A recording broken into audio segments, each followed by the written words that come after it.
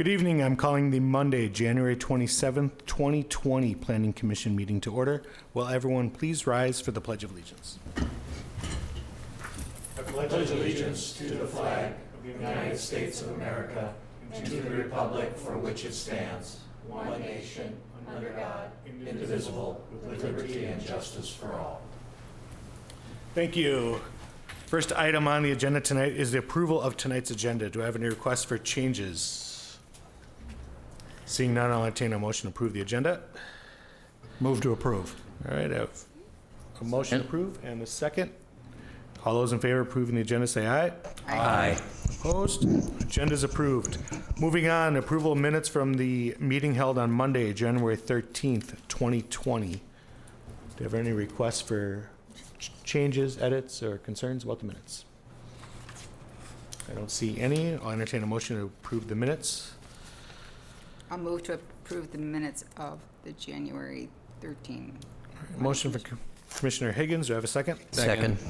Second for Commissioner Villarreal. All those in favor of approving the minutes say aye. Aye. Do we have anyone opposed? All right, the minutes are approved. Moving on, we have one public hearing this evening on the agenda. It's a variance number 2020-01. Location is 12200 Single Tree Lane.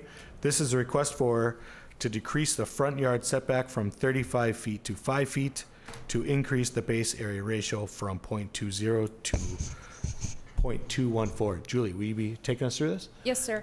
Mr. Chair, members of the commission, before you this evening is a variance request initiated on behalf of the property owner by the city of Eden Prairie.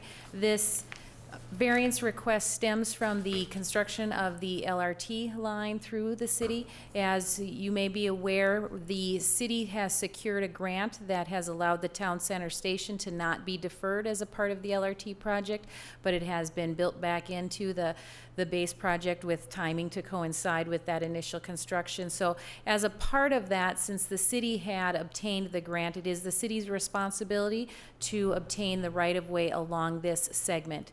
So as a part of that, the city has been working with the property owners to acquire the necessary rights to property in order to secure what rights are necessary. So as a part of that, the Bolero property owner has requested that the city initiate a variance request in order to address the change in conditions that will result from the right-of-way being acquired on what was previously the backside of the property.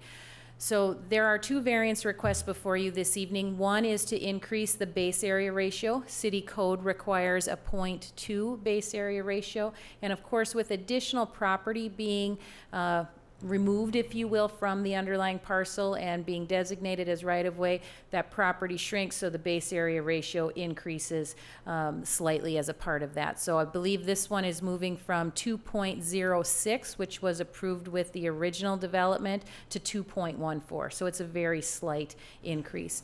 The other variance request is a request to decrease the front yard setback. So at the time that this property was constructed, this of course was a rear yard because there was no right-of-way along the back of the property. Now that right-of-way is being extended in order to serve the LRT, this becomes a front yard, requiring a 35-foot front yard setback in this zoning district. They are requesting that the setback be decreased to approximately 5 feet as shown in this drawing that was submitted as a part of the application.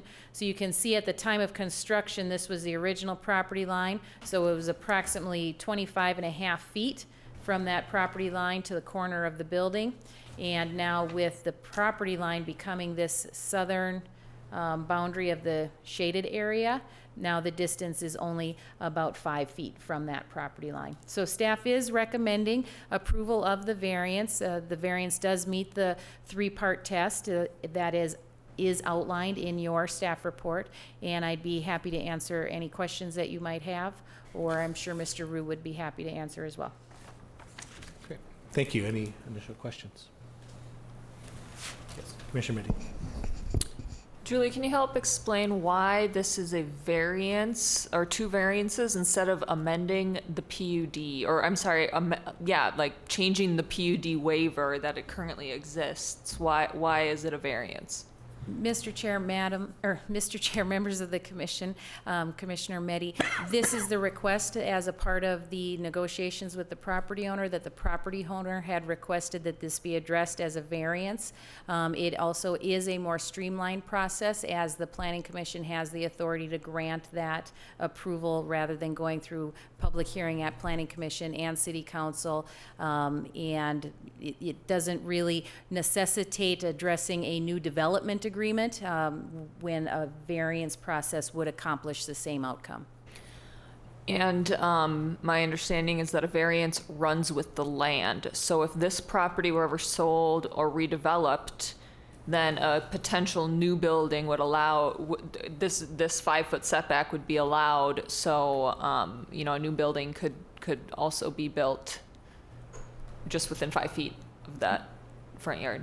Mr. Chair, members of the commission, that is correct. Variances do run with the property.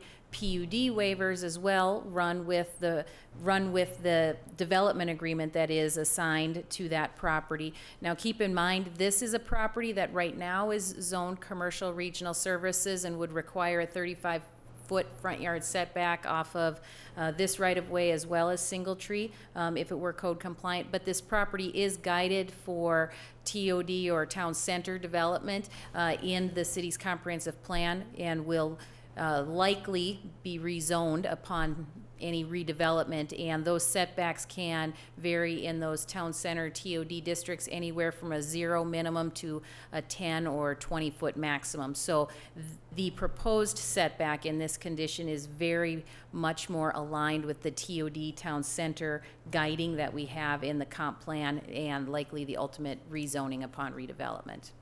Thank you. And are there other properties that, because of the single tree lane, that we'll be going through this same exercise for as well? Mr. Chair, members of the commission, as a part of this right-of-way acquisition, there are 3 impacted properties, this property and its 2 neighbors. This is the only property that has any of those setback issues. And the others are just takings, and it doesn't trigger any? The other properties are acquisitions that are handled through negotiation, and it does not create any setback nonconformities that would need to be addressed through a variance process. And then this front yard setback variance, and I forget because I don't have the language with me on the approval that we had in our package, but it specifically only applies to the front yard setback on the back street, not single tree. Correct. Eden Road, what? Single tree. Oh, it's single tree on, Single trees on the south side. This is Eden Road extended, but there Eden will be a Road. new street name as a part of the project that is yet to be determined. oh, okay. So, it'll only be a 5-foot setback on the north side of, north property Correct. line. yep. Okay, thank you. Other questions? Mr. Chair? Commissioner Far. When you said that the right-of-way is being extended because of the light rail project, Julie, this out of those 3 parcels has the road extension as well as the railroad tracks. Are we in our city, because now we have this rail line coming through it, are we to now include in the definition of right-of-way a transit corridor that is just rail that would also create front yards regardless of any variance requests because it's a train track, or does it have to be a street with or without sidewalks to be called a right-of-way? And does that have anything to do with the, where I'm going with the setbacks? Mr. Chair, members of the commission, so I will admit I'm not going to be able to recite the definition for front yard right off the top of my head, but I know that we did look at it as a staff level, and the definition does refer to right-of-way and street. So there is some opportunity there to take a creative approach and interpret that in multiple ways. Now, keep in mind that along the LRT corridor, the project office may have acquired properties as right-of-way. They may have acquired them as easement. In this particular case, because Eden Road extension, if we can have the graphic. So This is the backside of the Bolero building right now, this kind of green line right here. This is the city's water tower. This is the Eden Road extension, for lack of a new street name, showing how that road right-of-way will be extended. And this is the town center station on the north side of Eden Road, the Eden Road extension. So in this particular case, it's very clear that it is a front yard because there is a street there, and it doesn't kind of beg that question that you were asking. Sure, okay, so where I was wondering is that if now this project has a front yard and maybe the rest of the adjacent properties with rail only going through someone's rear yard, does the redesignation of their yard as a front yard offer them opportunities, obligations, or restrictions that otherwise wouldn't be afforded to other properties, or problems that we can't anticipate right now, like maybe they're asking for signage, so as the train passes by, there's some advertising going on in their, what was a rear yard? Mr. Chair, members of the commission, to that kind of broader point, as we've looked at the definition of front yard versus rear yard, it seems fairly clear that it implies road right-of-way and street, not necessarily LRT or train. It talks about street specifically, and I think it's a little bit of a stretch to call a train track a street, but that is something I think that we will likely have to look at on a case-by-case basis as redevelopment occurs along the LRT line. Okay. Thank you. Commissioner DeSanctis? Julie, in that 5-foot setback area, what will be the topography in that area? What will be actually in that space between the rail track, the right-of-way of the rail, and the end of the front setback? Mr. Chair, members of the commission, if we can, oh, thank you, we do have the graphic up. So the rail line, Commissioner DeSanctis, is on the north side of Eden Road extended. So the area between the building and the right-of-way for Eden Road, as you can see, there is the potential that there could be a sidewalk connection up to that area. As you mentioned, it's only 5 feet, so there's not going to be significant, grade difference in that short amount of space. So there will likely be some pedestrian connections through that area. Just had a question. I wasn't here for the aquatic center at the community center, in the corner where it's really close to the road. Is that about the same as this will look? Good point. Just visually? Mr. Chair, members of the commission, that I can't recall right off the top of my head. I'd have to pull the plans to take a look at it. That is a little bit of a different scenario because there's not a property line, as I recall, on the aquatic center. I believe that part of Valley View Road is part of the underlying parcel and is not actually a right-of-way line, so there's not a setback issue per se there. But from a user standpoint, I think your question is more about how does it feel and how proximate is it, and I'd have to double check those measurements. I just don't have those off the top of my head. No problem. Thank you. Any other questions? All right.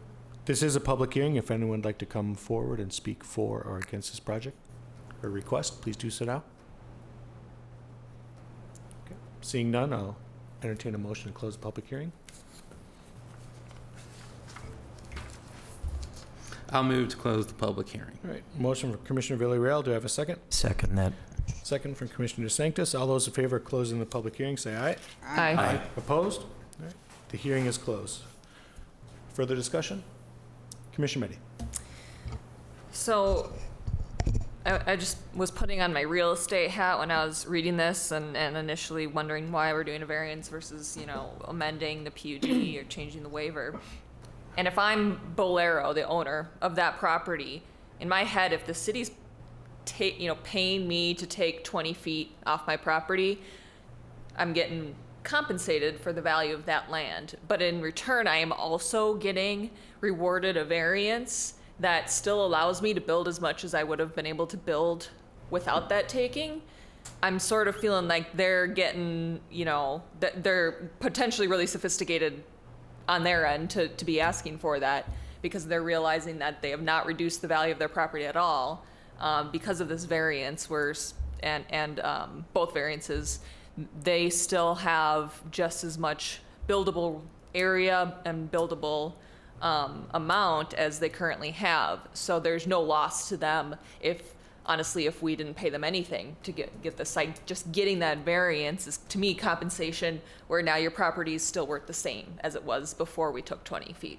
So in my head, again, from the city's perspective, I'm sort of like, okay, if we give them this variance, I would kind of, to me, that kind of means, well, let's not pay them a buttload for this property also, because that's giving them, you know, twice the value in essence. So this started just going in my head. I don't know what I think of it, and obviously we're not privy to the discussions, how far along they are with the acquisition of the 20 feet and what the city's offering the property owner. But I think it's just something, you know, to realize that as a city, I hope we're not overpaying for the site, because we're also just giving them what they already had before.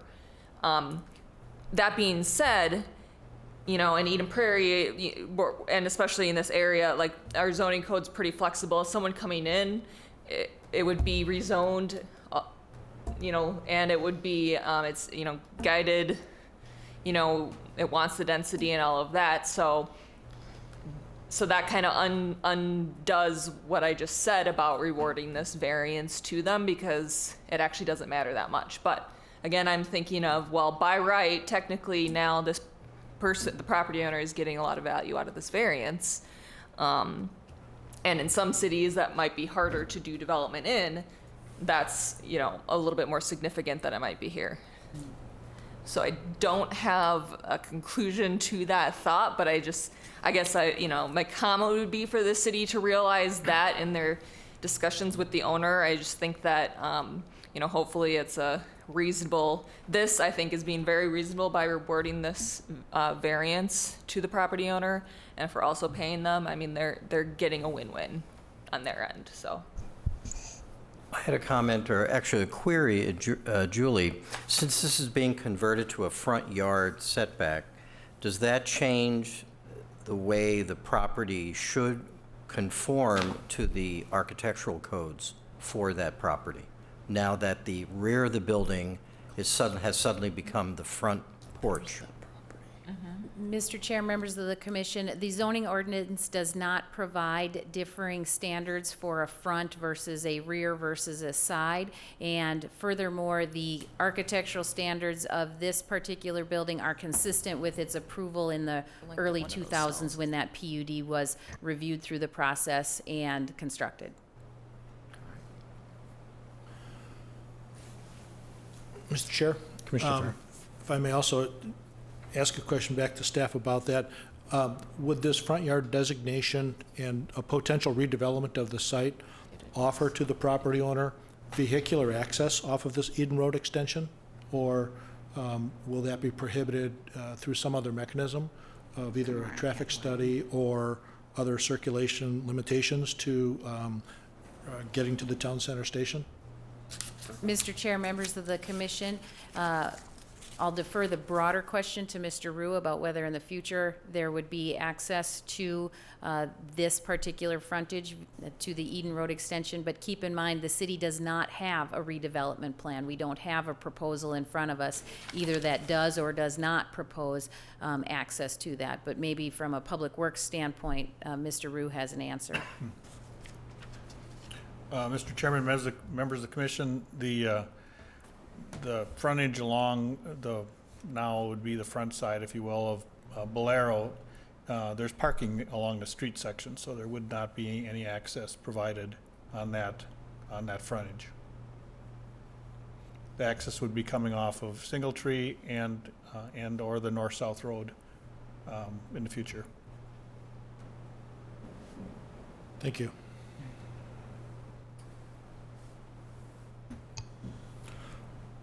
Well, I have findings that just, from my perspective, the 5-foot setback seems reasonable. The curb is some 40, 45, 50 feet away. And as we densify this area in the future, if redevelopment does occur, we'd be expecting something closer to the public way. So I think this is certainly not a distraction to what we're doing in our city. I don't mind the additional base area ratio. So I'm fine with this request and variance. Other comments or discussion, or? Commissioner Meddy, are you looking for feedback on your?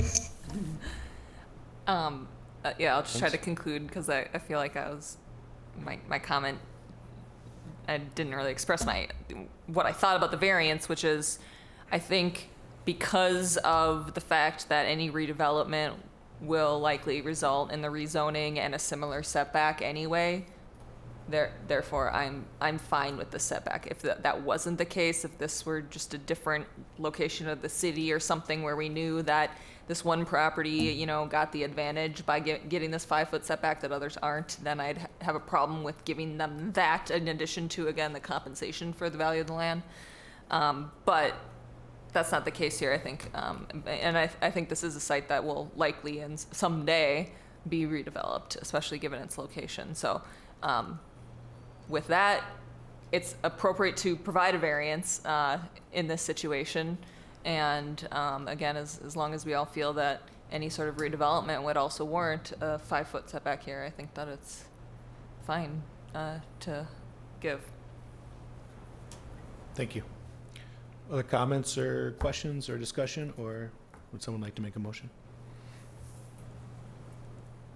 Mr. Chair, Commissioner Farr. I'd like to make a motion. I move to approve the variance request number 2020-01 based on information outlined in the Planning Department staff report dated January 27th, it says 2019, it's probably 2020, that should be, and finding and conditions of final order number 2020-01. I have a motion from Commissioner Farr. Do I have a second? Second. Commissioner Kirk has seconded. All those in favor of approving the variance, say aye. Aye. Opposed? Would anyone like to abstain? All right. Good luck with your variance.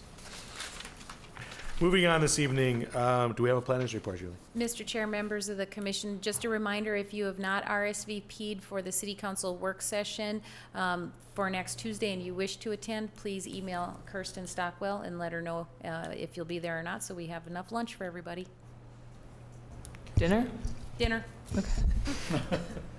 It's lunch at dinner. Yeah. Just want to make sure I wasn't supposed to show up at noon. Yeah. All right. Do I have any members' reports? Mr. Chairman, may I indulge the commission for Yes. a minute or two? Commissioner Farr. So one of the topics that I work on relates to grid modernization and things related to the future. And one of the news articles that I read came up recently from a periodical called Quartz. And in this article, it noted that earlier this month, the International Code Council, which sets the building standards for buildings across the United States, recently approved a new amendment to the ICC that will make standard all new homes must be EV ready. And this new amendment will become ready at the end of the year and be into the 2021 ICC code standards. And one of the questions I have, and I realize it's probably not in the purview of this commission, but a recognition that building codes and the associated standards that underline them are increasingly evolving and recognizing the need to be ready for things like electric vehicles, energy storage, and rooftop solar.